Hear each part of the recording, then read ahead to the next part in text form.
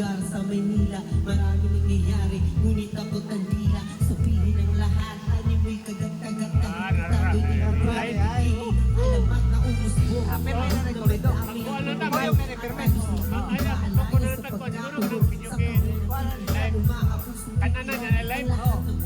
Walang tanong ay kitilan ng buhay. Kay luhay magpapatunay na hindi ka kulay. Kailangan magbigay tugay sa kung sino ang lamang. Mga bito ang halang at kung wala kang alam, ay lang hanggang sa may nagpasya. Nasugalungan sa ako sa akin ng mga kadena na siyang imagamos. Ito lang mas masig pa sa bagong kahinalota. Sabay-sabay nating awitin ang tabig ng tolda.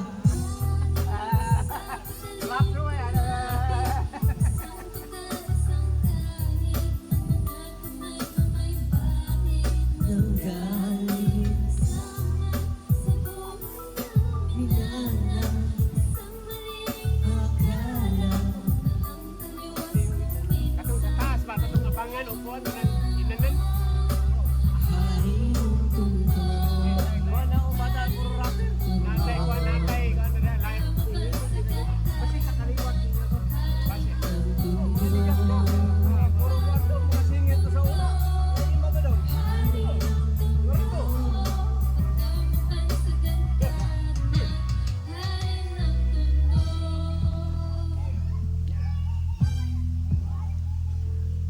Nilusong ang kanal na sa pangalan niya'y tumawag. Alang-alang sa iba, tsaka na muna ang patawad sa maling nagagawa. Na tila nagiging tama ang tunay na may kailangan ng siyang pinanatamasa. Lahat sila'y takot na matapaso. Huwag yung kahit na bakit na may nagkakatik ang kapalitan sa kapit na masangsa. Nakakapanghinaan na hindi ko matanggal na parang magsimulatan. Nakapulaw ang subalit sa kabila ng lahat. Ay may halimuyak lamang nag-isa.